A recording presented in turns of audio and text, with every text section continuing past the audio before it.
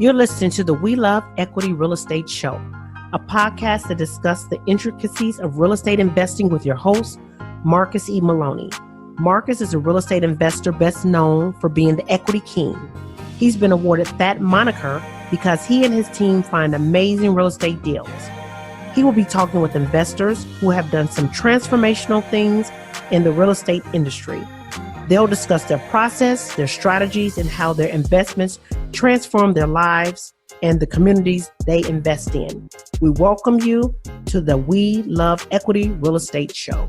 You just focus on yourself. Don't worry about people next to you. Don't worry about that other guy in your group that's killing it and he's younger than you or she's younger than you or whatever. Like, it doesn't matter. You just have to focus on yourself. And if you focus on other people's pockets, A, you'll never grow your pocket. And B, you will always be disappointed because there's always somebody better, younger, stronger, better looking, whatever than you are. Like, that's just the reality of the world. The We Love Equity Show is brought to you by 𝐬𝐿E, widely recognized as an outstanding resource for real estate investors with exceptional education, networking, and support, along with profit-enhancing benefits and all aspects of real estate investing. Visit 𝐬𝐿E at www.𝐬𝐿E.org. That's visit 𝐬𝐿E at www.𝐬𝐿E.org. Hello, We Love Equity family. Good afternoon, good morning, good evening, no matter where you are. It is a great time to talk real estate and a great time to do real estate. On today, I'm excited because we have Brayand Ponciano out of South LA here today. He is a real estate investor. He is a mind coach, man. He's doing some awesome things. He's a millionaire. He's been on talk shows. He's been on other podcasts. He's been on all kind of shows. He is a renowned speaker and individual and investor, and we're excited about having him on the show today. So Brian, man, welcome to the show. How are you? Fabulous today. I am fabulous.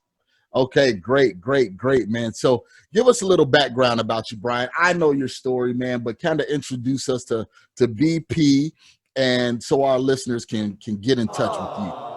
Sure. So for you guys that don't know me, my name is Brayand Ponciano. People call me BP. You can follow me on Instagram at Cashflow Creator because that's what I do for my investors. But I came from an immigrant family. I was actually talking to Marcus before we started this show about his Panamanian flag because my family's from Guatemala. Both of my parents were born and raised in Guatemala. So I'm first generation born here in the United States, but English was not my first language. We did grow up in the south side of Los Angeles.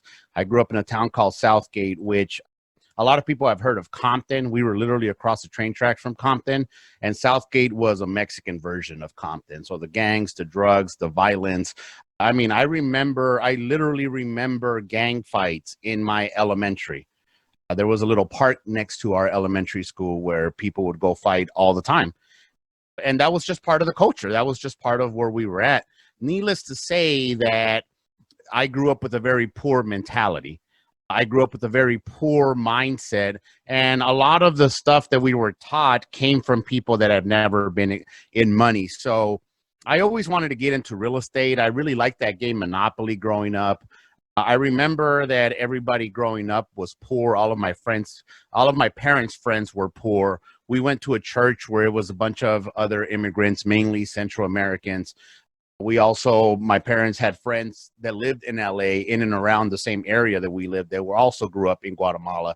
So very few people had even the concept of making more than $30,000, $40,000. I mean, if you were making $50,000 a year, you were rich, according to where we were at. And I say that because one of my parents' friends, their mother was a realtor. And I remember going to her house one time, and I only went one time, but that's all it took. And we drove in through a gated community, and she had a pool, and it was a 2-story house. And I thought this was the richest lady I've ever seen in my life. And something just clicked in my mind that real estate meant wealth. I realized at some point that everybody, regardless of what they do, regardless of where they're at, everybody who has money is invested in real estate in one form or another.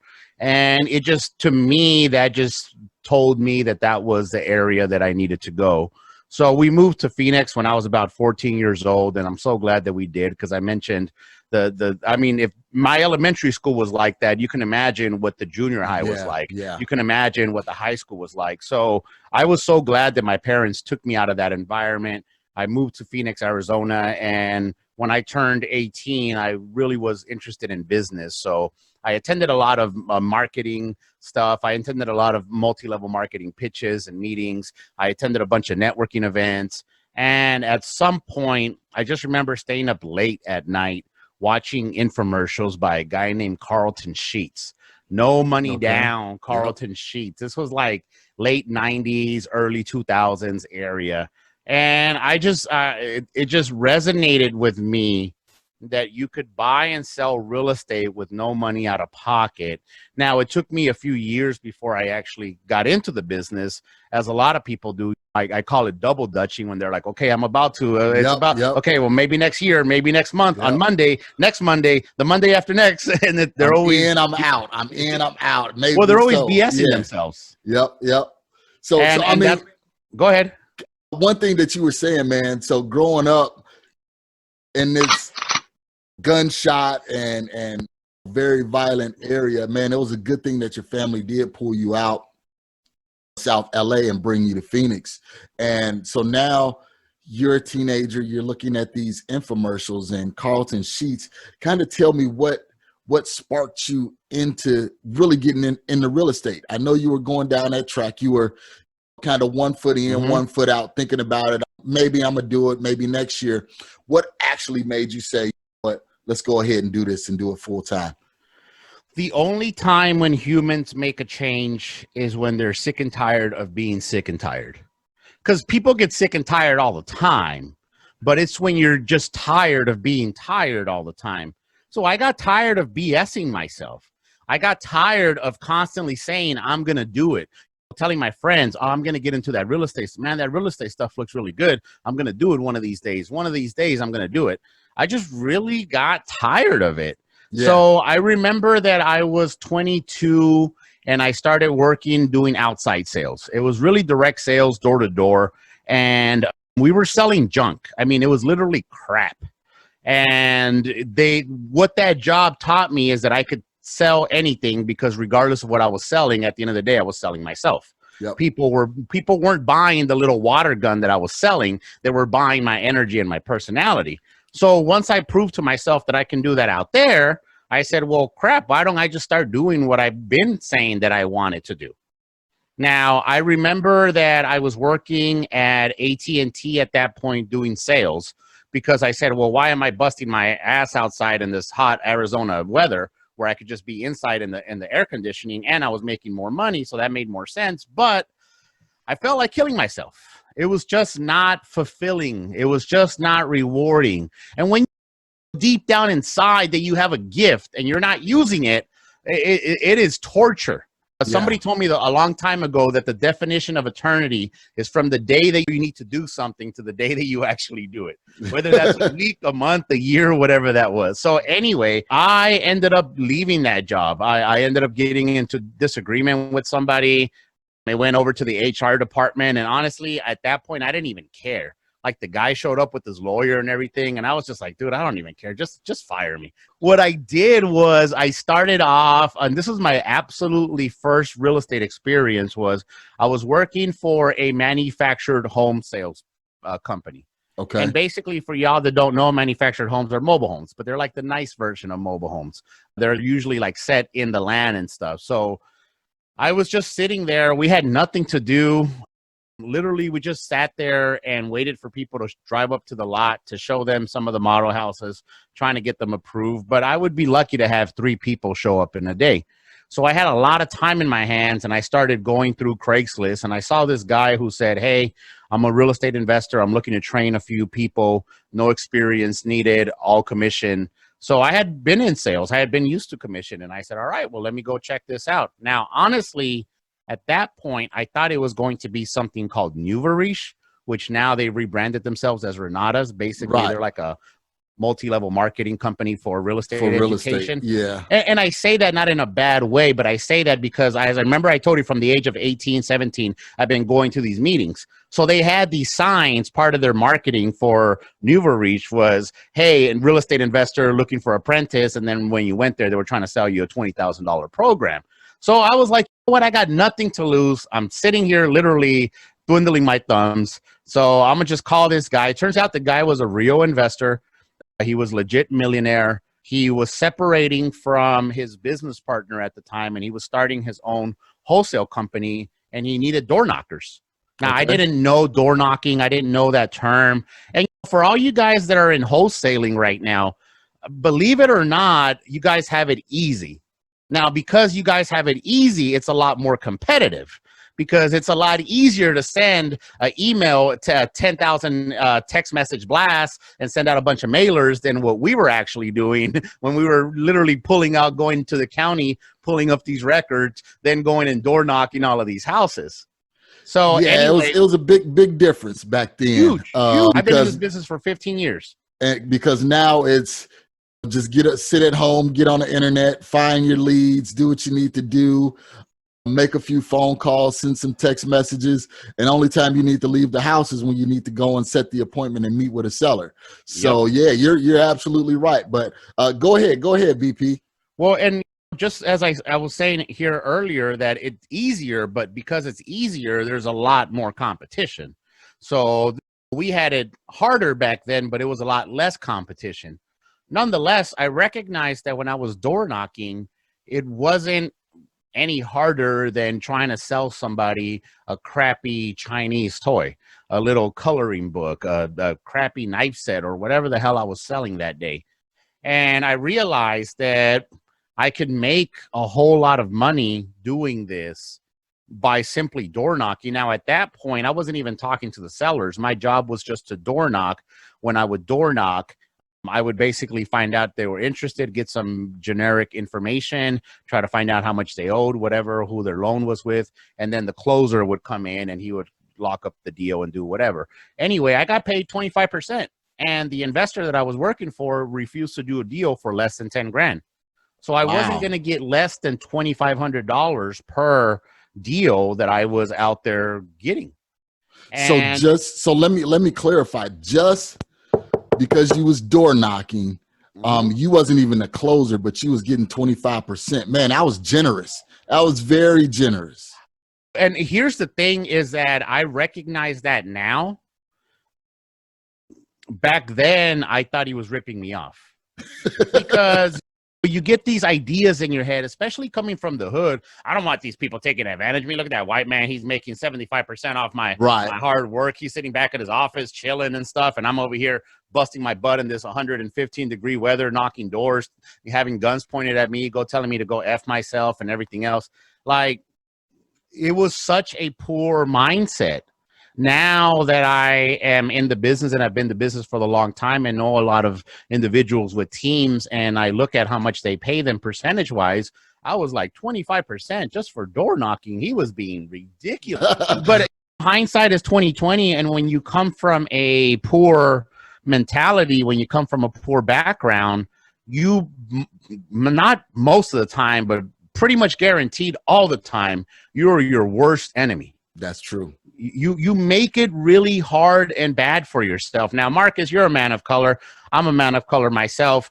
We have experienced racism, whether it has been directly or indirectly, whether that has been in the job place, whether that has just been out in social land, whether that has been out in school, whatever. We've all experienced it. Now, we can choose to focus on that. We can choose to say, well, it's because I'm a black man that nothing's going to happen for me. It's because I'm a Latin man that that guy didn't do it. And one of the biggest bunch of BS that we learn, especially for us that are people of color that grew up poor, is the white man is holding you down. It's those white devils out there. It's their fault. Now, I say this because if you believe that, that's your mindset, you start getting in your own way. In my personal experience, older, rich, white folks were normally the ones that were willing to give me a shot. Normally the ones that were going to be extra generous, like that guy that I mentioned, who was paying 25% just for door knocking. Like I wasn't even closing the deal at that point. I didn't have to negotiate numbers. I just had to find out if they were interested, set up the appointment, and make sure that it happened. It wasn't really, I didn't really comprehend that. But when I grew up, I always thought, well, these people are bad. They're not going to like me based on how I look like. They're not going to like me based on how I talk. They're not going to like me based on the fact that I have short hair and I love the Raiders and whatever else. Like I already knew in my head. That ended up not being true, but because I knew in my head, I can think back to a few times where I actually messed it up and really shot myself in the foot, including the time when I told that guy, hey, 25% is not enough. I'm going to do this by myself. This looks really, really easy. And then come to find out that it wasn't. Yeah, big difference. Ass, you know? Big difference. You had to wake up, man, because and that's one of the things that get in our way. And we're definitely going to talk about mindset. And that's what I want to focus on today. But yeah, getting started, that was kind of what I was going through. It was like, man, but I'm getting 12% or 10% as an acquisitions person. And then you're looking at the HUD, you're like, okay, well, they're getting $30,000 off of this deal. I'm the one that did all of the work and I'm getting $3,200. That don't make sense. But once you step outside and you're like, okay, look at all of the different moving parts, then you understand, okay, well, the person that's getting the 30,000, he's the one that's putting up all of the money for the marketing. He's the one that's building the buyers list. He's the one that's going out there scraping the leads and doing everything like that. And he's the one that's taking the risk. So you guys out there that's starting out maybe as a bird dog or as a newbie, don't always get concerned about looking at what the next guy is making, looking at the education that you're earning. And that way you can get out there and go and do your own thing. And so honestly, that's how I looked at it. I said, you know what? I get to earn while I learn. Yep. Now that happened after I learned my lesson with this guy, because I literally lost everything after I left that company and really just it wasn't good for about a year or so. Nonetheless, though, when I came back and I had the opportunity to do that again, I said, well, I'm learning on this new company's dime. They're putting up the marketing. They have the office. They're the ones with the legal department. They're taking the risk. If I make a mistake and I sign the wrong number on the contract, it's their problem, not my problem. So I'm going to appreciate the opportunity. And you did say something very valuable to new people, which is stop looking at other people's pockets. And if you look at it, even if you're a bird dog, let's say that you're a bird dog and you're going to make $1,000, right? You bring me a deal. You already know that I'm going to make, I don't know, because I'm an open book. I always tell people everything. So I'm going to make 10, 15 grand, whatever. And you get $1,000. First of all, don't worry about what I'm making because you didn't know how much it cost me to get there. Second of all, you should be happy that you're making $1,000 by simply just driving around, finding a house. You took down a freaking address, you send it over to me, and I just happened to buy the deal. Like, don't worry about what the other person is doing. Worry about yourself. And then really, because when you start looking at, let's say I'm doing a bird dog for Marcus and I find out he's making 15 grand, I'm only making 1,000. What should have been a happy scenario for me because I'm making $1,000 by literally just driving by a property and writing down the address now is a point of contentment and resentment because, oh, look at that guy. He's making 15 grand and I'm only making one. Like he wouldn't have found the deal if it wasn't for me. No. Yep. Look at what you bring to the table and look at how much effort you put into it. And by the way, if you want to snap back into reality, look how much it would have took you at your regular job right now to make $1,000. How many hours would you have gone? How much BS would you have put up with?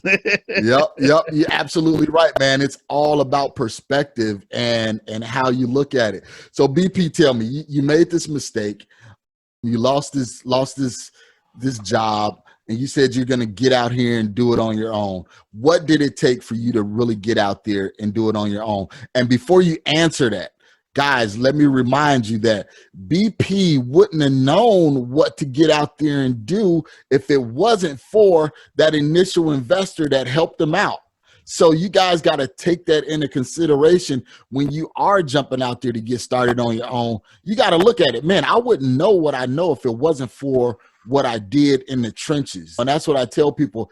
Everybody want to see the glory of where a person is at, but they're not looking at that backstory of how they got there. So people, you have to understand, you can't cheat the system. You look at all of these successful investors and they'll all tell you pretty much the same thing.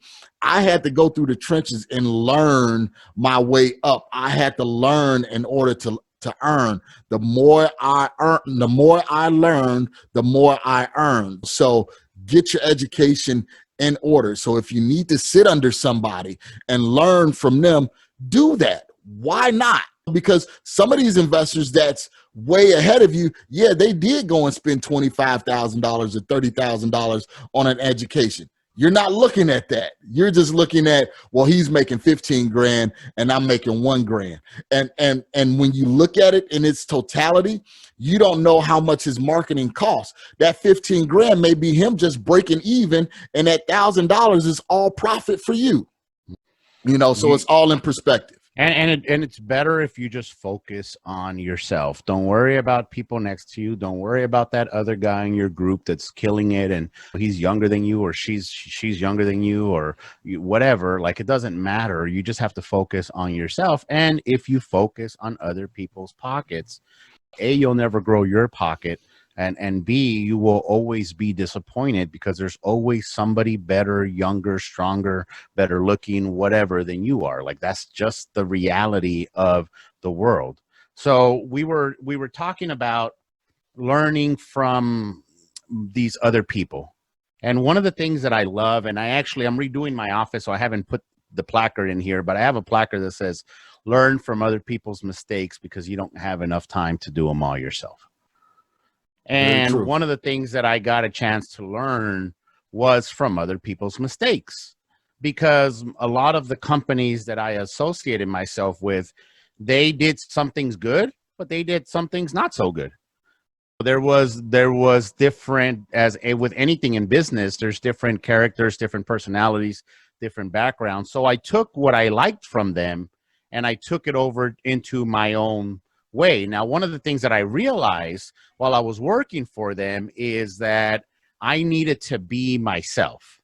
For any of you guys that follow me online, for any of you guys that listen to the podcast, for any of you guys that are on the Facebook group, you guys know that I use profanity all the time. Like, that's just what I am. It's how I am. When I was working for other people's businesses, they had an image to keep and they weren't about that life. They didn't want they didn't want me participating and being myself. So what I did was I took all the good that I liked from them. I left all the bad, all the issues. This one guy has got tax problems. Let me make sure not to do that part. Exactly. let me make sure to avoid that trap. Oh, you got too big too fast. Oh shit. Let me go ahead and let me write that down. Okay, let me put this down.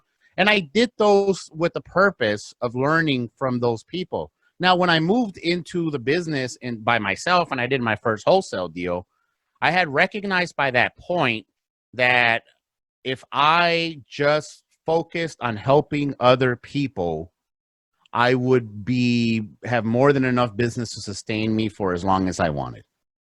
And a lot of times people like to ask me, hey, BP, you've been in the business for 15 years. What do you think is better, this type of letter or that type of letter? You think mailings or ringless voicemails? You think text blasts? But this, and I'm like, I don't know. I never did any of that. All I did was connect people and find people. As I was connecting people, as I was finding people, I would learn from them. So Marcus, you are a buyer that I meet at a local networking event. And I'm working with Joe over here, who is a seller. I'm just a professional middleman, which I have shared many times is what I was when I was a wholesaler. I never did marketing. I never spoke to sellers. I never signed contracts. All I did was I was a professional middleman. I knew that you bought in this on the east side of town and you like this particular area and this particular neighborhood for this particular price point. So I was talking to Joe over here. We're talking, we're smoking, we're drinking. And he's, oh yeah, man, I just locked up a deal and it's on this side. Oh man, I sell that stuff right now, bro. Like, you don't even create marketing. I got you. Now, I would learn from you because I would reach out and say, hey, Marcus, you're a buyer in this area. You've been flipping houses for a while. I'm going to bring you the deals. I'll work with you exclusively. Here's what I ask in return. If you don't buy the house, tell me why you didn't buy it. Not because I want to combat you on it, but because I'm just curious. I want to learn how you're looking at things. And I tell people all the time, if I would have had money when I first started, I would have lost that money 10 times over because I thought everything was a good deal. Yeah. And that happens to all the newbies. You guys think every single piece of crap property out there is a good deal. Good deal. Yep. And they were like, well, if you just throw some paint on it and then you fix up the pool and you're like, dude, you're talking about $150,000 worth of work. And the property, if I were to do it like that, I mean, it would only be worth this. And after closing costs and holding costs and everything else, like I'm losing money on these. Right. Don't make sense. Yes. So I had to learn from these people as I was talking to the seller, which was another wholesaler. Hey, Joe, what about this? Okay, well, what about this neighborhood? No, I heard about this guy. Hey, I have a buyer who likes stuff over here. If anybody who, oh, well, yeah, you should talk to Jim. Jim likes to market in that area. He's all about marketing in the South Side. I don't really like going over there, but he loves that stuff over there. Okay. That's how you start building your network. And that's really how I got my first deal and every other deal to this day, including my multifamily, including everything else that I do. It comes from other people bringing me deals. So you just networked. You did, like you said, you didn't do any marketing or anything like that. You were just the social guy getting out there. So did you go to meetups and things like that, or it was just all community organically grown? No, both. So it was both. So I was working for the first guy, the guy who's paying me 25%. I was 24 at this point, still fairly young. The rest of the team was really young. I was the youngest guy out of there. Everybody else was like late 20s, college graduate, white guys and stuff. Okay. And so I was just hanging out with them. All of a sudden, like 3-4 months in, this little snot-nosed punk, 20-year-old guy named Sack comes in.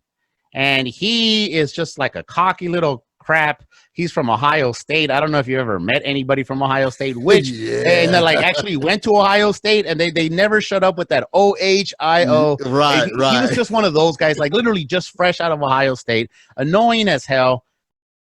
Anyway, he would get deals left and right.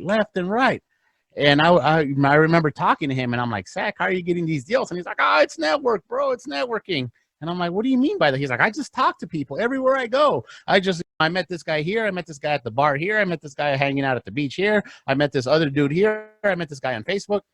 I thought he was full of crap until I started actually implementing it. And when I realized that it's a lot easier, and here's the thing, guys, and here's what you really got to consider, because I know that you have different people from different levels, but in any real estate show, there's always going to be people that are just getting started or are looking to get started. Yep.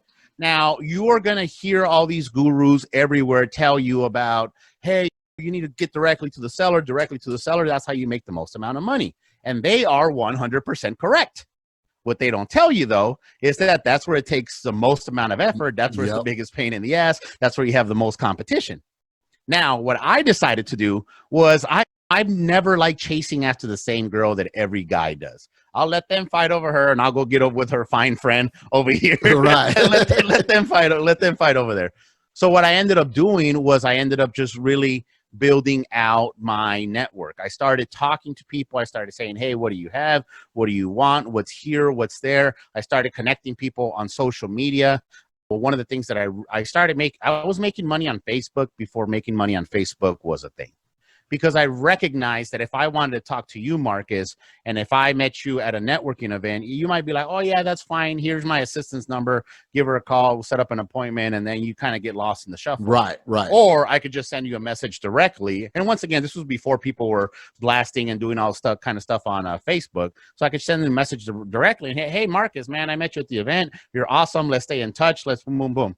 So I would go to networking events in person. I would use my personality to connect with people.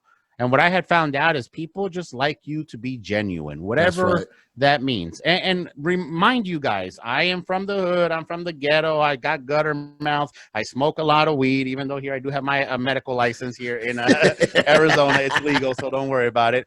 I love drinking alcohol. I'm not corporate at all. When I decided to just be myself, people started seeing through that and said, hey, man, I like you because you're genuine. I like you because you're going to tell me the truth. Well, as I went to these things, I made friends with these people. Instead of exchanging business cards, which honestly, if you're using business card, it's a waste of effing time. Like, seriously, it is. What do you do with the business card? You get it. Oh yeah, cool. You put it in your pocket. When you get home, you put it on your desk, and then in a week later, you move it to the trash can because you're not going to do anything. So I said, hey, whoop out your phone right now. Come on, let's come on. All right, perfect. I'm gonna send you a text. Now you got me in. Let's lock it in. Awesome. You're on Facebook. Great. Let's connect on Facebook. What ended up happening because of that is I started growing a following of people that I totally forgot about. I'll get messages from people that I met 10 years ago that have been following me on Facebook for 10 years. Hey, man, I've been following your journey. Man, I can't believe it, man. When you were there, you were putting up bandit signs, and now you're blah, blah, blah, and you're owning an apartment complex. You're just such an inspiration to see. But, oh, you said you're looking for lenders. Well, I have some money sitting here. Oh, you're looking for this. You're doing that. Well, blah, blah, blah, blah, blah. And things just continue coming to me. Now, I do want to make one point before we move on, which is, if you listen to the gurus that tell you to go after the seller, yes, you will make more money, but that relationship will only bring you one house for the large majority. There is a possibility that Miss Jones may have a vacation home or something. There is a possibility that she may connect you with her sister, her cousin, or Mrs. Sister so-and-so from church. That's a possibility, but the probability is not there. There's a possibility that she may be an investor and she has 30 houses more. Yeah, that is possible. But the reality is that most of the time they don't. So you're investing all your time, all your energy, all your money into building relationships that are just going to be one-night stands. They don't matter. After the deal's done, after the deed is done, you shake your hands, you move on to the next one. Where I'm building relationships with people that are going to continuously help me in my journey, because when I started wholesaling, all the people that were my buyers, all my Marcuses, they eventually ended up being my mentors when I moved into fixing and flipping. Because if I had been bringing properties to Marcus for the last 5 years at the numbers that he wants, sometimes I make $3,000, sometimes I make $5,000, sometimes I only make $500, whatever, making sure that he's taken care of. When I reach out to him in 3 years and say, hey, Marcus, I'm doing my first flip. Hey, can you connect me with a contractor? Or, hey, my contractor's telling me this. Does this sound good? What title company do you use? What hard money lender do you use? Do you think he's going to tell me, hey, man, leave me alone. I'm too busy for you? For the most part, no. He's going to be very, very, very happy to help you in your journey. So my tip to you newbies is to stop focusing on finding the buyers. Every single time I speak at a different event, every single time I come up, I always get the same question. How do you find buyers? How do you find sellers? How do you find sellers? How do you find sellers? Stop focusing on the sellers. Start making relationships with buyers and making relationships with other people like lawyers and realtors and other people. And I say this all the time because I'm from the hood. It's a lot better to make connections with the drug dealer than with a drug user. Yeah. The drug user is the homeowner. He or she only has a very limited amount of the substance that you want. You're looking for a drug dealer. You're looking to deal with other wholesalers, other buyers. Because here's the thing. If I am helping Marcus and I bring him all the deals that he wants in the area that he wants, and he's putting out marketing because people put out marketing, and he gets a deal that's not in his area. Hey, BP, check this out. I got a deal over in the South Side. You mentioned that you might know somebody. Hey, if you just sell it for me and we'll split the difference. We'll make money. Hey, you know what? I just want to make $3,000. I don't really care what you make on top of that. I don't even want that crap. The sooner you can sell it, the better. I just want my money back to go back into getting deals in my area. That has happened to me way many times, and that's more likely happening when I build a relationship with Marcus, who is a drug dealer in this hypothetical scenario, who's surrounded with the stuff that I want, as opposed to spending all my time and money trying to find the sellers, which are just technically like a one-night stand. They're just boom, you got it, you're in, you're out, and that's all it is to it.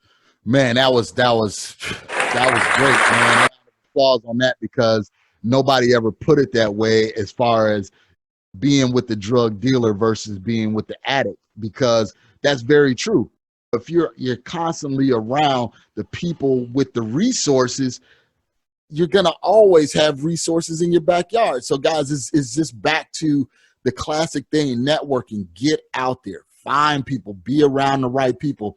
And I have to honestly say it was a mistake that I made because I was so focused on getting the deals, doing the marketing and everything like that, to where I stopped going to networking events. I stopped going to REA events and things like that. And then I saw that my deal flow started shrinking because I'm like, I'm not getting the people that's reaching out to me saying, hey, Marcus, this is what I got. Can you move this for me? And when I started doing that, things started opening up. I'll give you an example.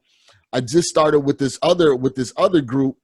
And what was it, 3 weeks ago? Now on yesterday, I got a referral from a guy that's on the East Coast looking to move a property. And when I looked up the numbers, it's like $100,000 deal.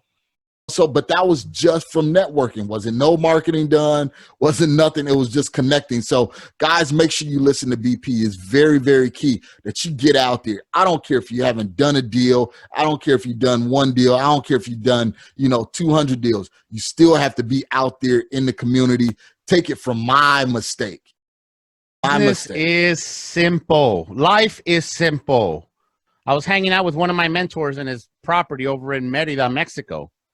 And he speaks with a real thick Cuban accent because he's Cuban. And he's like, Brian, mi amigo, life is very simple, yet we choose to complicate it. And business is really simple. Wholesaling is really simple. Here's what you need to do to wholesale a deal. You need to find a seller. You need to find a buyer. You need to build in a spread and make sure it closes. Now, when people think seller, they only think of the homeowner. Mm-hmm. But Marcus, if you are a wholesaler and you lock up a deal, you now have to sell that property. Yep. You now are contractually obligated, especially if you put up earnest deposit, especially if you're like here in Arizona, we had something called option contracts, which was basically, hey, I have the option to buy your house. I'm not really committing to buying your house. Yep. And that would let us lock it up for 20, 30 days or whatever. But a lot of other states don't have that ability, and other states actually make you put up earnest deposit. So now you're in a timeline. You're a seller. Yep. You have to get rid of that property. If I come up to you and say, "Hey, Marcus, I got buyers. I got buyers lined up, and by the way, I have my buyers buy." Because here's another thing that you guys mess up, especially you newbies, is you hear the gurus and they're like, "I got a 10,000 buyers list, and they'll buy anything." yeah, that's fine. But they're only going to talk to them once or twice. Yep. If you're buying overpriced properties and you're not making any money, you're not going to come back to me to buy more properties. So what I used to tell people like Marcus, and hypothetically he's a wholesaler here, is, hey, man, I got buyers. I got 5 solid buyers. They're all in different areas of town. They all have different criterias. If you let me have a shot at this property, I can move it. How much you're in for it? Perfect. Well, let's just sell it. You get it for as low as you can. I'm going to sell it for as high as I can, and then we'll split that money 50-50. Yep. The amount of people that I did that with was ridiculous. And then people would realize, hey, well, I'm really good at marketing, and I really like negotiating. And some people get off on negotiating contracts and locking in deals and turning a no into a yes and stuff.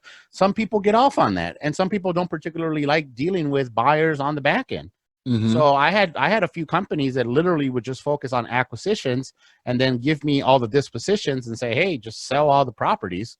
And I would just make a spread, cut it in half. They get half, I get half, and we move on. And I spend no money in marketing. I spend no time in no old lady's house. I spend no time beating up a family that's going through a divorce and trying to get the right price. I had spent no time doing that whatsoever. Now, if you want to do a wholesale deal, all you need to do is find a seller and find a buyer and make some money in between. I say that because when I moved into fixing and flipping, one of the guys that I used to help, his name was Aaron. I was doing my very first flip and I did it all completely wrong, meaning that I was in the property. I was acting like the general contractor. I wanted to replicate the stuff that I saw on TV, on HGTV, and I'm going to the Home Depot and I'm choosing out the finishes and I'm choosing out the colors and the paint and all this crap. And waste of time. Man, complete waste of time. Now, not only was it a waste of time, but because I didn't know what I was doing, I went over budget. So I remember that I needed to wholesale a property. I reached out to my network. What do you got? Perfect. All right. Hey, Aaron, this is in your area. Let's go lock it up. Great. Boom, boom. I was going to make like $3,000 on that deal, and it was just going to help me stay afloat. I went to the wholesale property, and I'm signing the contract with Aaron, and I'm like, bro, this is cool. This is a nice job you're doing. And how many flips you got? He's like, this is my 15th flip. And this was sometime in the beginning of the year, like March, February, something like that. Okay. And I was like, oh, that's cool, bro. Would that happen to be Aaron from Net Worth Realty? No. Okay. All right. No. Honestly, I know most of the people that I know, nobody knows about. Okay. And I always tell people, be careful with the gurus out there, because very rarely is times on what they've seen. And being that I live here in Phoenix, Arizona, we have a lot of gurus here. Yep. And one thing that I know for a fact is that a lot of these people are really good marketers, but not that good real estate investors. Mm-hmm. And most of the time, the real estate investing deals that they show, they get most of the time from their students. From someone else. There. They buy the program. Hey, man, boom, boom, boom. I found the deal. I don't know what to do with it. It happens to be a big deal. And now they kind of pass themselves off. And I'm not saying that's a bad thing. I'm just saying to be aware of that type of stuff. Now, you want to deal with people that's active. Exactly. And that's normally what I do. Not only are they active, but they're kind of kept to themselves. And one thing that you'll realize about rich people, for reals, really rich people, they don't want to be known. Right. Right. They don't really want to be known. So anyway, I asked him how many houses. This is my 15th. I'm like, 15th of the year. This is awesome. And he's like, no. This is my 15th flip going on right now. Like once I close on this one, it'll be number 15. And I was like, man, how do you do that? And he's like, get the hell out of the house. Yeah. Because he had stopped by the week before to look at the property. Being that it was my first flip, I was reaching out to all the people that I knew who had fixed and flipped before. I said, hey, man, am I doing the right job? This is looking good. You think this is going to sell? What color here? You know, I was getting all their advice. So he had stopped by and he had seen me do all the work, and he told me, get out of the house. You are not a contractor. Yeah. Stop doing that crap you see on TV. He said, Brian, if you want to do 15 flips at one time like I'm doing, you only have 2 jobs. Find the deal, line up the deal, and line up the money. Yep. Now, he never said that I needed to go door knock and put marketing. He said, find the deal. That's what I did. I found it from other people. Line up the money. I lined up some hard money, lined up some private money as gap funding, and I never once spent a dollar of any of my money. I flipped. I lost count of how many houses I flipped, but I want to say it was over 50 in the last, like, whatever years that I was flipping, because I stopped flipping like 2-3 years ago. But every single time that I've moved into a different aspect of real estate, it's really just been, it's really simple. We choose to complicate it in our head. And if you just follow the simple steps that are aligned to you and don't overthink it. As I said, if you're looking to wholesale, all you need to do is find a seller. It doesn't have to be a homeowner, just a seller. And then you have to find a buyer. That doesn't mean that it has to be a fix and flipper. It doesn't have to mean it's this whatever type of thing you have in your mind. That could mean anything. That could mean a realtor. That could mean somebody who's got somebody cash, somebody who's looking for this, somebody who's looking for that, somebody who's doing a nursing home, whatever. You just have to find a buyer and then work your profit in between. Well, BP, man, you got a lot going on here. You're giving us some great nuggets. What I want to do, I want to take a brief break and then hear a word from our sponsors. We'll come back, and I want to get into mindset, man. I want to, because that's an area where a lot of people miss it. They think it's all about the nuts and bolts, but all of the nuts and bolts come from the mental. So we'll take a brief break and we'll come right back. Finding real estate deals can be a challenge, but with Batch Leads, it doesn't have to be. Batch Leads has created a one-stop solution for all your real estate needs, so you can find more sellers, close more deals, and maximize revenue. Batch Leads offers a comprehensive suite of lead generating tools that cover text messaging, skip tracing, finding comps, and much more. Batch Leads help you simplify, manage, and organize all your data in one place. Batch will help you stack your lists and identify properties that appear on multiple lists and have multiple distress indicators. These sellers are likely to be highly motivated and eager to sell. Get the most powerful and complete lead generation platform in the industry. Locate sellers, buyers, and lenders nationwide in seconds. Go to batchlead.io and use promo code WeLoveEquity. All right, we are back with BP Brayand Ponciano from here in Phoenix, originally from South LA, and he was doing fix and flips and everything like that. He done plenty of deals, still doing deals. He's a matchmaker, he's a networker. And right now we want to talk about the importance of mindset, the importance of making sure you have that right thought process. So BP, going in, so now you're connecting all of these people. You're that hub. People are coming to you. Hey, Brian, do you do this? Do you do that? Who can I connect with on this? How did you get to that point? Because I know, being a first generation immigrant myself, I know that immigrants have that deep rooted mindset of you make it happen no matter what. Because if I was back in Guatemala or if I was back in Panama, I wouldn't have these opportunities. So how did that help cultivate you and your mindset and what you're doing in the real estate space? Coming from the Latin background, you're taught to work really, really hard. I was working since I was 11 years old. My very first job was posting flyers door to door. So that was something. My parents worked at that company. They got me a position during the summer, and I would literally get in a van with a bunch of illegals, for lack of a better term. I mean, we had Mexicans, Guatemalans, Hondurans, and they would all just load up in the back of this van. We would put these things in the plastic bag as we were driving there. When we got there, walked and put these things on the door. And I was 11 years old. Now, that work hard mindset, make it happen one way or the other, is a good thing, but it's also a bad thing. Yep. And one of the things that you have to understand about yourself is you have to learn how to take the good from the bad. But in that particular case, I knew that I could work hard. I knew that I was a good worker. And I tell people all the time, like, I'm a lazy guy. I'm a completely lazy guy. But I know that I'm a really good worker. I know that I can work. I know for a fact that I mean, I've done labor work before, and I hate doing labor work. Right. I hate, dude. I don't even like tightening up a boat. I literally call the handyman and be like, bro, can you handle that? Right. I'm not dealing with that crap. No, I'm serious. And the reason why I do it is because I don't particularly like doing it. I always mess it up. I always. So I just stop. Like, it's better just to pay somebody. Nonetheless, though, because of that mindset, you were very like, I'm going to make it happen one way or the other. And because you're so nose to the grindstone, you can't really stop, smell the roses, and really take in the scenario. I was actually watching, it was funny, just before we did this, I love watching stuff on YouTube about military tactics. And this one was a war between when Japan was invading Korea. Now, Japan was whipping Korea's butt left and right. And then the Navy for Korea came in. One of the things that the Navy officer, the admiral, understood is the Japanese people were very proud. So what he did is he would set traps. He would send out a few boats to like say, "Oh my God, we're helpless," and then Japanese would come running after them. They would flee back and surround them. And he was just whipping everybody's butt left and right, left and right, left and right. That's what happens when you're so nose to the grindstone. Yep. You can't even see the traps. You can't even see the field in front of you. You're so focused on, I got to get it. I got to get it. I got to get it. That's one of the negative aspects of the mindset. And what I had to learn was that I don't have to work that hard to make money.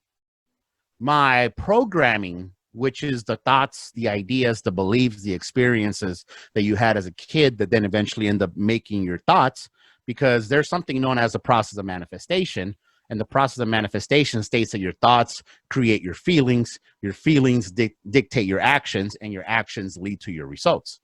So everything starts with the thought, but if you want to take it back even one step further and you're trying to figure out why do you think that way? Why do you feel jealous when a good friend of you that you like, a guy that you like makes money and you don't, and you're like, oh man. Now, it's not that you hate on that guy or whatever. It's just a natural thing that happens. So you have to understand that that's your programming. Part of my programming as being a Latin man was that I have to do it myself. It's all about the sweat of my brow. And one of the things that you notice, because I speak Spanish when I travel the world, when you go to Latin countries, Latin women brag about their men based on how hard they work. How hard they work. My man here, he's such a hard worker, man. He puts in overtime. He takes care of the family. Like, I got a good man. I got a good man. Now, not that there's anything wrong with that, but that's what's known as a limiting belief. that limits you, that you are the one that has to do everything, right? Which is why most of you believe that you have to make the cold call, have to do the door knock, have to negotiate the price, have to be sitting there entitled to sign the paperwork. If it's not done by you, it's going to get messed up. And that's what you believe. Now, I had to understand, one of the things about me is that I've always been very observant. And as I mentioned, I learn from the mistakes of others. But I also learn from what people do that actually work, like from their wins. And I realized that really successful people weren't doing it all themselves. Yeah, there was some successful people that were out there grinding it and pushing it, and everything depended on them. But the ones that were even more successful and seemed more calm and chill, they were not doing that. Mm-hmm. So I just realized that there has to be a reason why. And at that point, I met a good mentor of mine. There's this book here called Secrets of the Millionaire Mind by T. Harv Eker. The guy back here is Harv. He's the author of the book. My mentor is a personal friend of Harv. They grew up with him in Canada. So I happened to meet him at a networking event, and he really started pushing into me the mindset, how it's all made up in our mind. And if I believe that I have to door knock, and if I believe that I have to grind it out, and if I believe that I have to beat everybody and I'll beat my competition, then that's what it's going to be. Or if I believe that I can collaborate, if I can believe that deals will come to me regardless, money comes to me from expected and unexpected places, which was a mantra that we repeated over and over and over and over and over, that would become my reality. And what I just said, all that right there, guys, is mindset. It's all up here. And here's the reality. You guys can listen to podcast after podcast, watch YouTube video after YouTube video. You guys can hire coach after coach after coach. They can be throwing seeds. They can be watering those seeds. But if the soil isn't right, which is your mindset, like I said, you could be taking the right action. You could be door knocking. You could be spending your money. Yeah, hell, I would be willing to guarantee that there's some of you listening and watching right now that are spending money in marketing and getting diddly squat for return. And why that is? Because your mindset isn't right. Once I learned, dude, this was like the Matrix, bro. This was like understanding that the world is not real and it's all made up. And I can make, this is a story and I can make it up. I'm a writer and I'm the producer and I'm the editor and I'm the casting director. And I get to choose who has a speaking role. And by the way, I get to write my story. So even if you are 50 years old and you have sucked at life, your kids hate you, your wife divorced you, you're living in a freaking apartment somewhere, sleeping in a crappy couch somewhere, you can write your own story about this guy who's 50 years old, who has been a loser all his life and effing turns it around. You have that option, and it's all made up right here. It's a story that you make up in your freaking head. So very true, BP. And I try and tell people that all of the time, because I went through that whole mindset shift, because I had that low self-esteem, low personality, and I was always taught, you do it yourself. Because my father is Latin, he's from Central America, and it was always, you do it yourself. You never let anybody work harder than you. The reason why you're losing is because you're not working as hard as the next person, and you tend to believe that stuff. And then, like you said, it is like the Matrix, man. So now I'm up every morning and I'm going over these confessionals. I'm speaking these things, and not only am I just speaking them, but I'm making sure that I believe them. And that's the thing, guys. You have to have that mindset to where anything that you think you have the capability to do, because if you didn't have the capability to do, you wouldn't have never got that thought. So you have to put those thoughts into actions. I was reading a book. I can't remember what book it was, but they said, on any given day, you have 5 multi-million-dollar thoughts that come through your mind. And the reason why you don't take action on those thoughts is because you don't believe that it's possible for you. Yep. My mentor always said, when you look at something, you have to ask yourself 2 questions. Is it feasible? So is it possible just in general? Like, instead of saying, hey, I'm going to make myself float, like as of right now, that's impossible. That's not even feasible at all. But hey, is it feasible? And then the second question, which is a more important question, is it feasible for me? Yep. Now, you said something very important that most people kind of overlook when it comes to the mindset. It's not just about having the right thoughts. It's about the emotion that's attached to those thoughts. Remember that your thoughts lead to feelings, but feelings lead to your actions. So let's say that you have the right thought and you're thinking, man, I'm this and I'm that, and you're going through your affirmations, which is honestly why I'm a big advocate against affirmations. I actually don't like affirmations. Here in the book, Secrets of the Millionaire Mind, we learned something called declarations. And basically an affirmation sounds like this: I'm a millionaire. And even though you're not, the back of your mind can combat that, and it usually does. No, it's not. No, it's not. Now, here's what happens. If your mind combats that, you could be thinking the right way, but now you're going to feel like crap.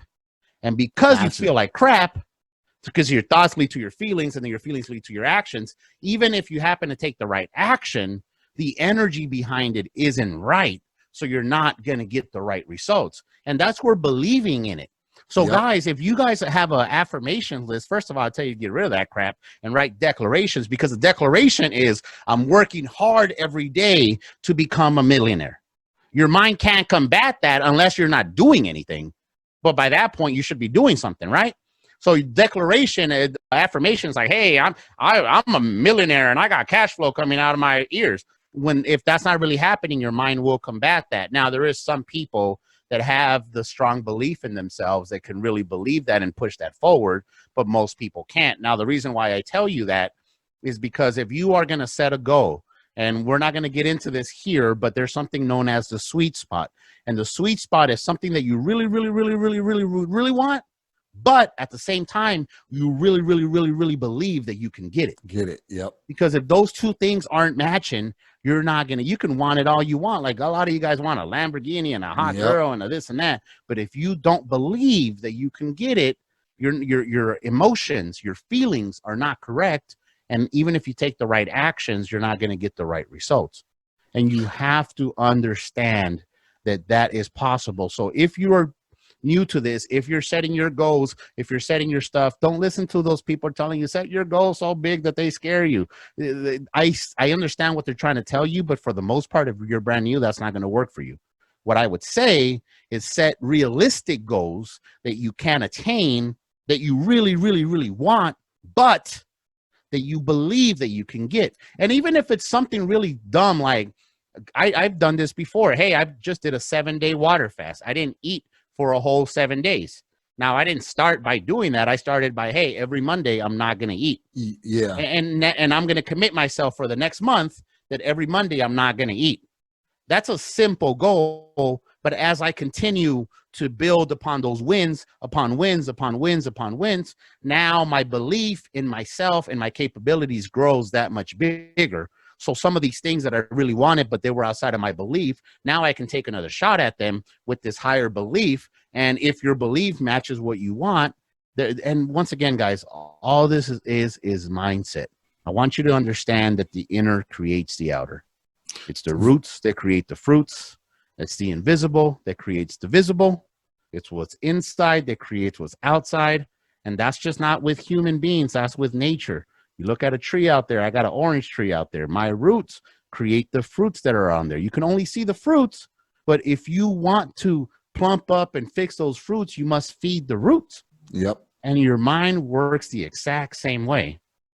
Yeah, and you're absolutely right, BP. And one thing that people do incorrectly that I believe as far as the affirmation declaration process is they say it and they say it and they say it, but they never put any actions behind it. So you can sit up here and talk all you want to, but if you're not putting those detailed steps in place and you're actually holding yourself accountable to make sure that happens, then you can talk all you want and nothing will happen. It's possible you're never going to take the action, or if you don't believe that you're worthy of it.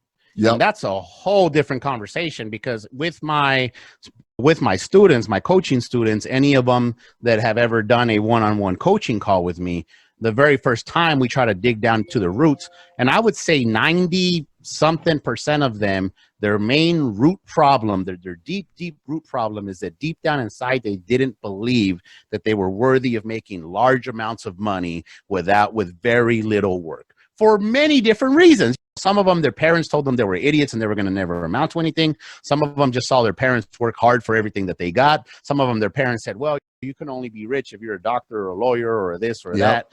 All these things created what they do. However, that right there will basically stop your action. And this is why, like, I understand that people, if you go the process of manifestation, thoughts, feelings, actions, results. Now, actions, that is part of the outer world. Thoughts and feelings are part of the inner world, right? That's the invisible. The actions are the visible. People always talk about actions because it's really easy for them to understand. Well, if I take this action, I'm going to get this thing.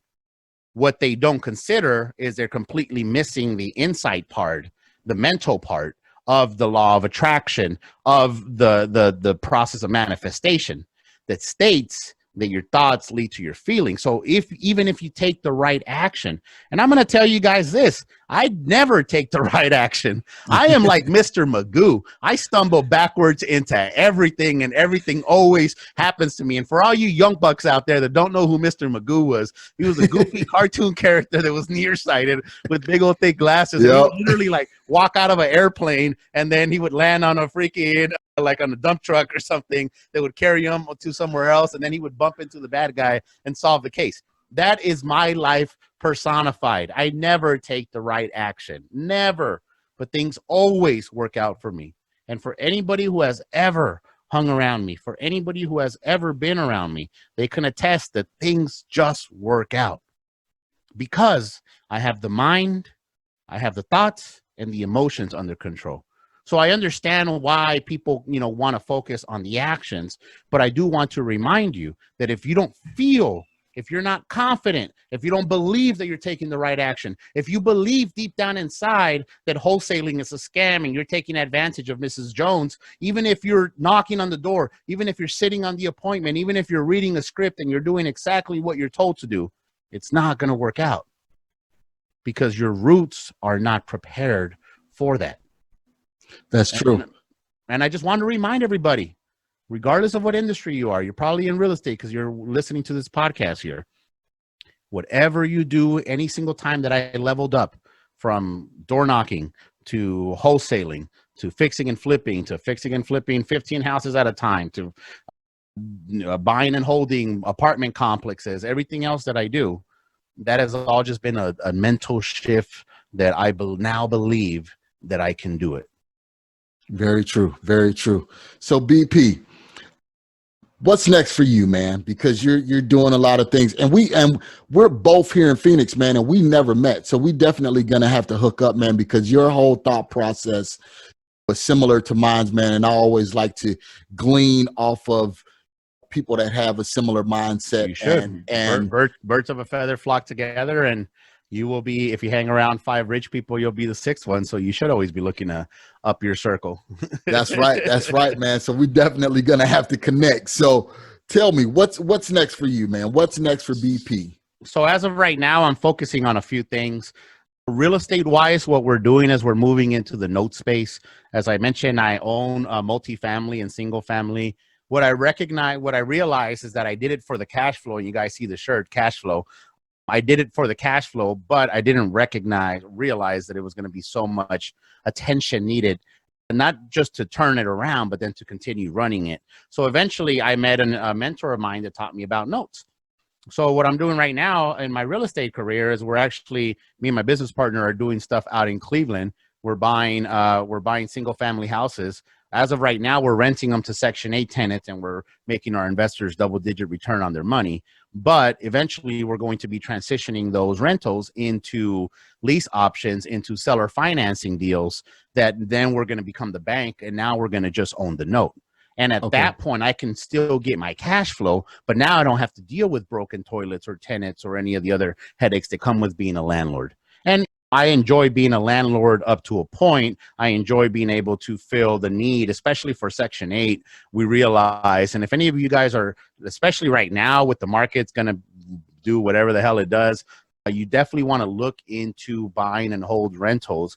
And if you're going to do that, I would highly suggest you look into your local Section 8 office, because in my experience, a lot of Section 8 offices around the country have more vouchers than they have houses for them, which means that you should be very easily able to fill up your stuff. And because it's such an imbalance right now, they're not taking new applications. So if anybody were to mess up your property, they literally get kicked out of the program. They're not going to be allowed to even reapply for a few years. And like if in a few years is right now, they wouldn't even be able to apply because they're probably going to be full by that point. So people are not really messing up properties and stuff like that, like people used to hear back in the day. So anyway, we're doing that with the purpose of then creating notes, creating what's known as a portfolio of notes, and then going straight trading it on Wall Street, which one of my mentors is a Wall Street guy who basically buys tapes of notes, non-performing and performing notes, and he knows who does what and how and everything. So me and Chris have been getting mentored for this guy for like the last year and a half, and he's kind of walking us through the process. So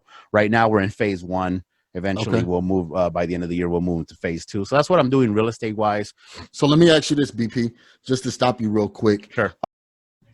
Because that's something that actually I stumbled into. I had a rental property, didn't really want to rent it anymore. It was a Section 8 property. I said one of the tenants wanted to buy the property, so I created a note. I owned it free and clear, and going through that process.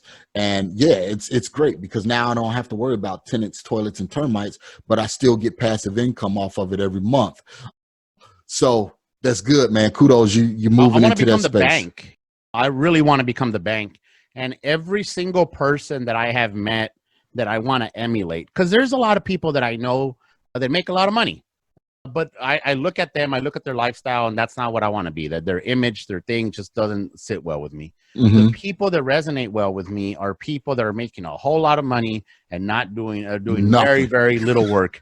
Yes, exactly. And a lot of those people are traveling. They're the happiest people that I know. And like I mentioned, my mentor, Ed, who lives in Mexico, and all these other people that I have hung out with. And the one common denominator that every single one of them has is notes. They're all doing notes. They're all creating notes. They're all in that space where they're becoming the bank. They're creating the cash flow. And the one thing that I do love about my mentor that we have right now with Chris is that because he is a Wall Street guy, he actually knows what the hedge fund's like. So there's a lot of times where people create their own notes, but because they don't understand the end game, by the time that they try to go sell it, they're not getting what they thought they were going to be able to get it or whatever. And there's a reason why, because you have to write the note and underwrite it and perform it a certain way in order to, it's the same reason why banks make you jump through hoops to get loans. It's not that the banks can't afford your house. And this is what my mentor told me. He said, BP, don't you think that banks could get into the fix and flip business if they want? They have inventory from REOs. They have money sitting there. They could easily hire contractors, but that's not a scalable business. That's too much headaches, too many moving parts. This too many variables. They do loans. Yes. And the reason why they make people jump through hoops is because they don't want to foreclose on you. They rather have the money coming in. Yes, they can make more money if they foreclosed and sold it or whatever, but they don't want to do that. So they want to make sure that the thing doesn't go. That's underwriting it correctly. And that's what we're going to be doing here as we move forward. Aside from real estate, I'm also highly focusing on mental coaching. So I created a program called Unf Your Mindset, but it's actually spelled out. And the reason why I did that is because I recognize that we all have a messed up mindset. As I used to coach people in real estate, I used to teach people in real estate. As you can tell with my story, my personality, my charisma, there would be a lot of people that were interested in being my students. And I recognized real quickly that it didn't matter how much good stuff I was giving them. It wasn't sinking in because they didn't have the right mindset. And then I started really looking into myself and saying, if I help people make money, like that's cool or whatever. But if I help people change their mindset, and I've seen what it's done for me, I've seen how it's completely shifted not only my life, but my brother's life, his kids, my kids, and anybody else that comes in our circle.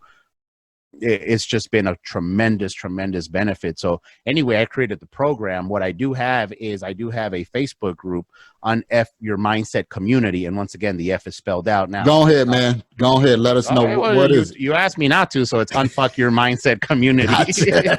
And then you can go to the website, unfuckyourmindset.com. you can actually register for my free 60-minute webinar where I give you my top 10 secrets on how I unfucked my mindset.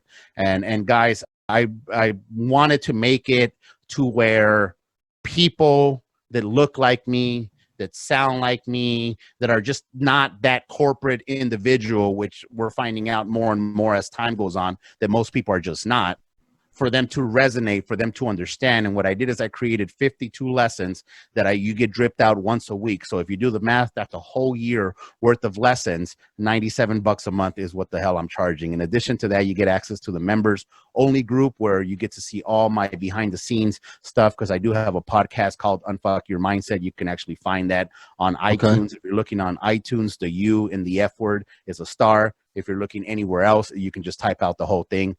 But anyway, I give them backstage access, and I also allow all my. So yesterday I interviewed Steve Trang from the Real Estate Disruptors. Yep. Steve's a good dude. I've known him for a while. So we did the whole podcast, which my members only group got to see because I streamed it in there.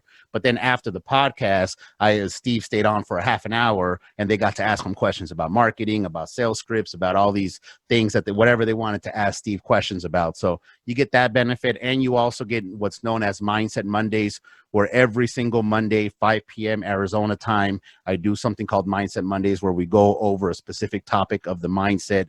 It's a live interactive class that's only available to my members. So you get to ask questions, you get to interact. As of right now, we're actually diving deep into this book and breaking it down section by section. Okay. So it's been an amazing journey right now. Anyway, you guys can go to Unf Your Mindset. But as you can tell, I'm way, way more passionate about the mindset. And what I always tell people is I made it affordable for a reason, because $97, like, you spend more than that on dumb stuff, on crap on Amazon and stuff. So I made it affordable for you, because I don't care about your money. What I want is your attention. And when people reach out to me and say, hey, BP, my marriage is better because of you. Hey, BP, I'm working hard, but I'm attracting money into my life. I'm attracting more money now than when I was busting my butt and I was out there hustling. Hey, man, you made me a better parent. You made me a better wife. You made me a better husband. Those messages, those videos are more valuable to me than your little $97 a month. Yeah, man, you're changing lives, man, and that's what's most important, because once you change one life, that one life can be a family, and then from a family to a whole generation. Well, and that's what I told my mentor. I recently interviewed my mentor in my podcast, and we had that conversation. And I said, Jeff, if you wouldn't have taken that chance on me that day at that networking event, you wouldn't, like, just directly, he affected me. Because of me, my brother's like, hey, what's with that stuff? You're changing, you're making more money. So he started doing it. Then we have our kids. So he's got 2 kids. I got 3 kids now. And we started bringing them to the meetings, especially during summer and stuff like that. We're like, hey, we're going to the meetings. We go there every single week anyway. So y'all just sit down, shut up, take notes, whatever. And they started getting into it. Now, because of that, then I created the group and now the program, and now my students are replicating that, and now they're infecting their friends and their family, and it's because of one guy, one connection. So I see that if I can teach people, and I'm literally changing lives, and I'm not just talking about my students' lives, but I'm talking about everybody that comes in contact with them. To me, that is worth way more than money, way more than money.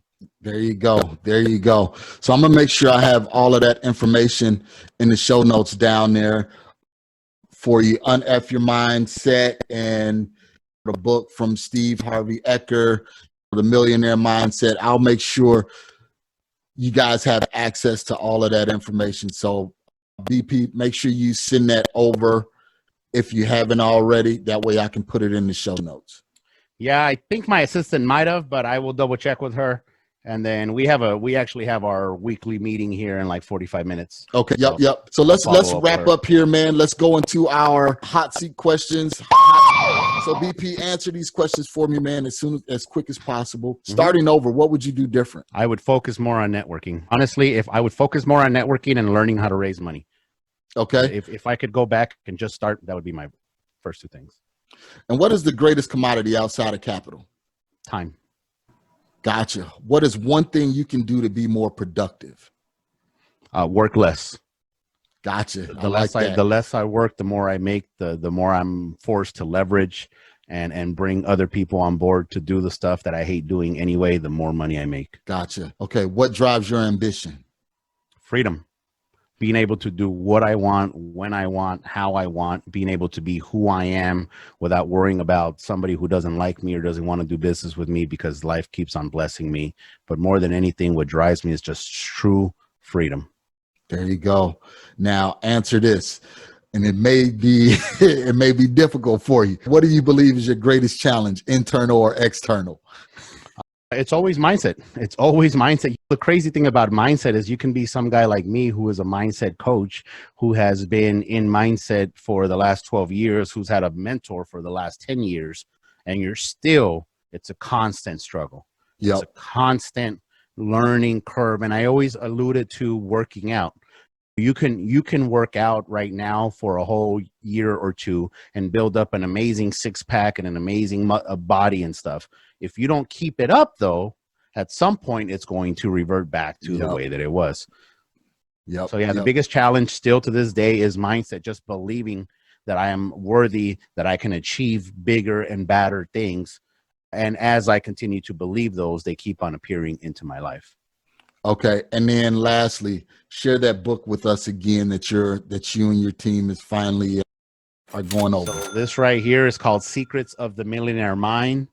The author is the letter T, Harv Eker. You guys, and actually what I'm going to give you I'll give you guys a little extra bonus here. 𝐓𝐀𝐊𝐄𝐀𝐖𝐀𝐵. And I only learned this from one of my students, because we're learning, as I said, we're going through the Mindset Mondays. We're currently going through the book.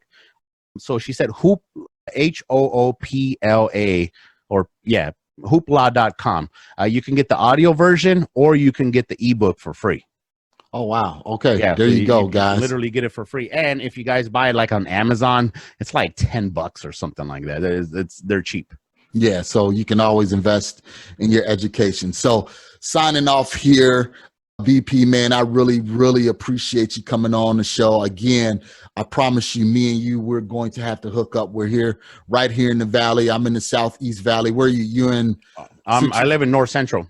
North Central Phoenix. Okay. So we'll definitely have to hook up, man. So parting words, leaving, give us some more of your guest promotions and some call to actions that people can really drive home and get connected with you. Well, as I said, first and foremost, I would suggest that you connect with me on Instagram at Cashflow Creator, just because my Facebook is always hitting 5,000. So you may or may not be able to connect with me. I do share everything in my stories.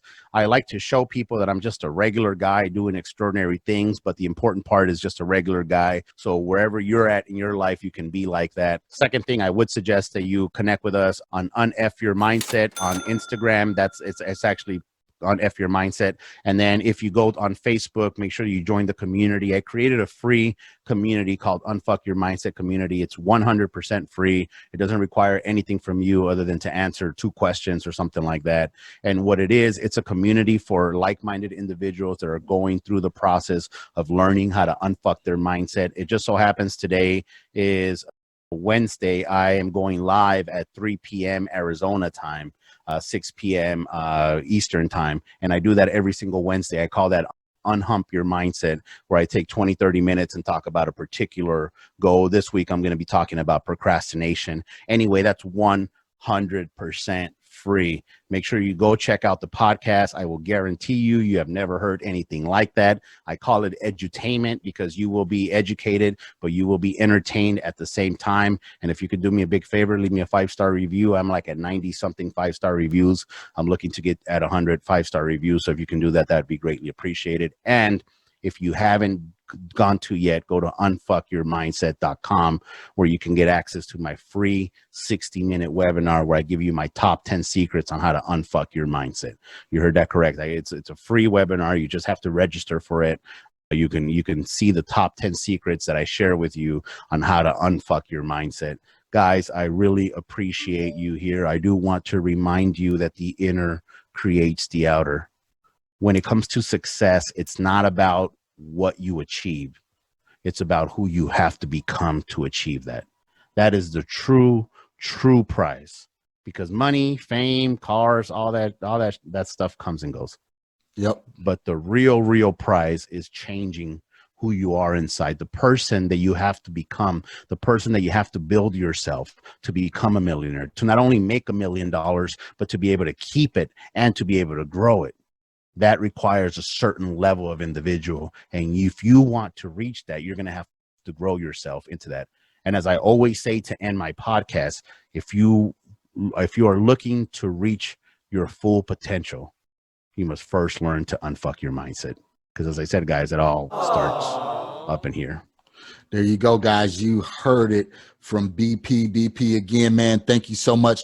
I know you have to run. I have to run. I really appreciate it. Okay, right, guys, what to do, man. Always get out there, take this education, and remember to enjoy the journey. All right, the very, very genuine person, very, very inspiring show. Again, go to Unf Your Mindset, hook up with BP. I'm going to make sure I reach out to him personally to spend some time with him. Seems like a very genuine guy and brother here in the Valley. So what to do, guys? You got all of the information. Get out there, make some things happen. I really enjoy you. Thank you so much for being an active listener. And also, if you have not given us a 5-star review, head on over and give us a 5-star review in Apple and iTunes. Okay, guys, thank you. See you next week. Thank you for listening to today's show. I picked up some great actionable items, and I'm sure you did as well. If so, let me know. You can always reach me via social media at facebook.com/MRCS Maloney, Twitter at MRCS Maloney, and of course, IG at MRCS Maloney. You can also always reach me via email at mmaloney@equityri.com. Make sure you reach out to our guests as well. You can always find their contact information in the show notes below. If you have not subscribed already, what are you waiting for? Join the family. And while you're at it, leave us a 5-star review. This is how we tell if we're providing you with what you need for your journey. If there's someone you would like for me to interview, or if there's a subject matter you would like for me to cover, please let me know. Finally, if you're looking for additional information about real estate investing, go to equityrealestateblog.com. Also, youtube.com/Marcus Maloney. Until next time, family, always enjoy the journey.